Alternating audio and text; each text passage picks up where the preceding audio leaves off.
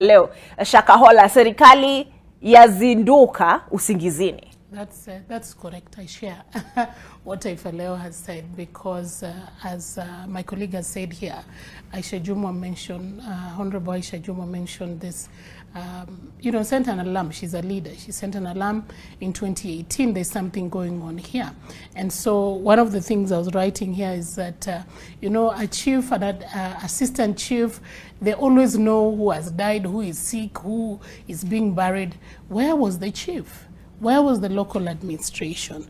Where is the accountability of this man who is supposedly a religious leader for the last, many years? I saw a clip yesterday saying that he closed the church in 2019 and therefore he cannot be held responsible. But I'm just thinking that somebody needs to be able to, and I know you said we don't talk about regulation, but there needs to be an accountability mechanism. It doesn't matter whether you're Dini Msambwa or whatever it is that you operate in as a religious outfit. There's somebody who should be held responsible when something goes wrong within your outfit. And I've always said this even around gender-based violence, that when there's a violation in the church or in a mosque, who is held responsible? Are those people just prayed for and then things end? Is that pastor exonerated and forgiven and then he's not held accountable by the law? And so this gentleman who the president has called, why did I call him gentleman? This guy who the president has called a terrorist, yes, definitely needs to face the law. But I'm wondering, the lawyer here, if you can tell us, where will they get the evidence? So the bodies are there, and I'm hoping that we can get post-mortem, because some of these cults, you'll find it's organ harvesting.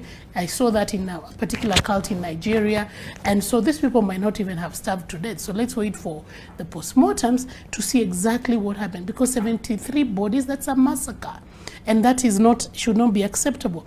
The other thing I want to take an exception is with religious leaders. And you said our sister here is a religious leader.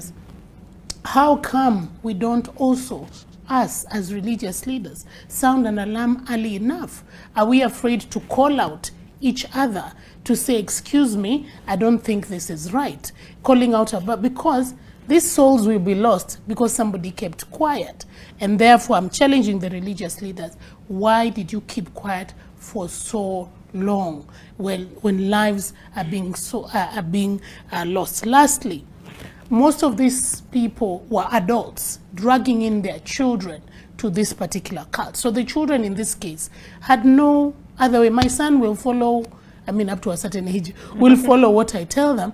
And therefore, adults were responsible for taking their children to that place, and the children died. Because when I saw bodies of children, women, it really broke my heart that somebody turned a blind eye and local administration pretended not to see what was going on. So I'm looking forward to see, the postmortem, and I'm looking forward to see, as we head into discussion of regulation, who will be held accountable for these other outfits that come up every other day. Yeah.